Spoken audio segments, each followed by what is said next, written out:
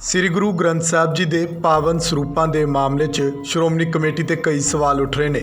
ਇਸ ਵਿਚਾਲੇ ਅਸਤੀਫਾ ਦੇ ਚੁੱਕੇ ਮੁੱਖ ਸਕੱਤਰ ਡਾਕਟਰ ਰੂਪ ਸਿੰਘ ਨੂੰ ਇਲਜ਼ਾਮਾਂ 'ਚ ਘੇਰਿਆ ਜਾ ਰਿਹਾ ਹੈ, ਜਿਸ ਤੇ ਡਾਕਟਰ ਰੂਪ ਸਿੰਘ ਨੇ ਪ੍ਰੈਸ ਨੋਟ ਜਾਰੀ ਕਰਦਿਆਂ ਆਪਣੀ ਪੀੜਾ ਬਿਆਨ ਕੀਤੀ ਹੈ।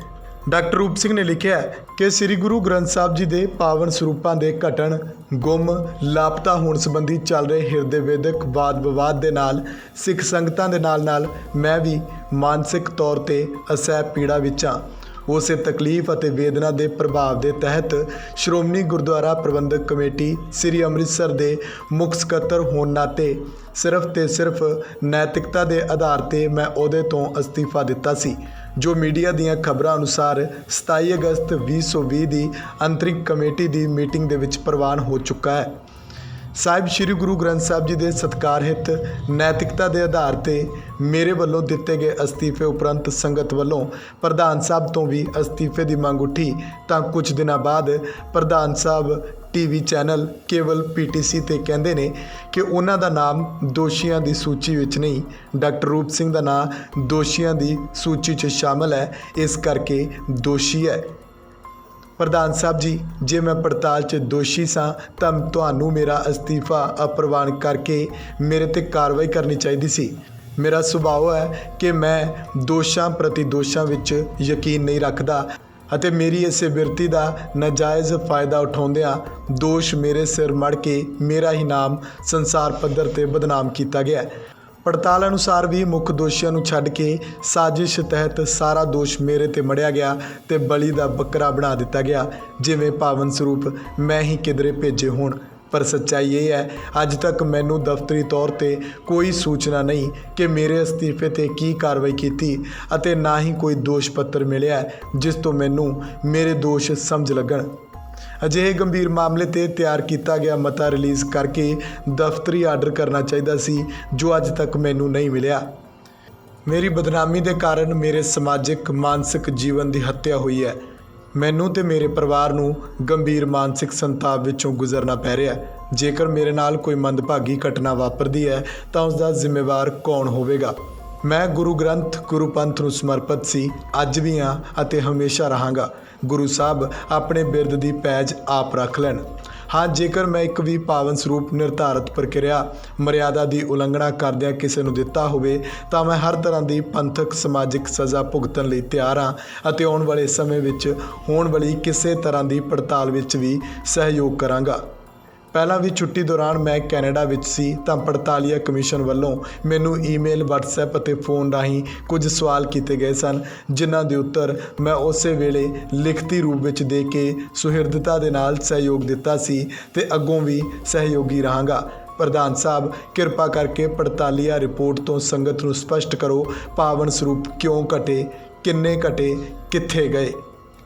ਪੜਤਾਲੀਆ ਰਿਪੋਰਟ ਅਨੁਸਾਰ ਪਾਵਨ ਸਰੂਪ ਆਰੰਭ ਤੋਂ ਕਿੰਨੇ, ਕਿਸ ਨੂੰ, ਕਿਸ ਸਮੇਂ, ਕਿਸ ਦੀ ਆਗਿਆ ਨਾਲ ਗਏ, ਸੂਚੀ ਜਨਤਕ ਕਰ ਦਿਓ। ਪੜਤਾਲ ਵਿੱਚ ਵਿਸਥਾਰ ਹੋਵੇਗਾ।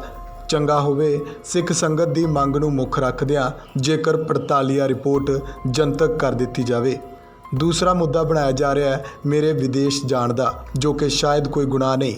ਸਪਸ਼ਟ ਕਰਨਾ ਚਾਹੁੰਦਾ ਕਿ ਆਪਣੇ ਪਰਿਵਾਰਕ ਨਾ ਟਾਲੇ ਜਾ ਸਕਣ ਵਾਲੇ ਕਾਰਜਾਂ ਕਰਕੇ ਮੈਂ ਪਹਿਲਾਂ 5 ਮਾਰਚ 2020 ਨੂੰ ਏਅਰ ਇੰਡੀਆ ਦੀ ਫਲਾਈਟ ਦੀਆਂ 2 ਟਿਕਟਾਂ ਆਪਣੀ ਤੇ ਆਪਣੀ ਪਤਨੀ ਲਈ ਖਰੀਦ ਲਈਆਂ ਸੀ, ਜੋ 19 ਅਪ੍ਰੈਲ 2020 ਵਾਸਤੇ ਸਨ, ਪਰ ਕਰੋਨਾ ਮਹਾਮਾਰੀ ਦੇ ਕਾਰਨ ਇਹ ਫਲਾਈਟ ਕੈਂਸਲ ਹੋ ਗਈ।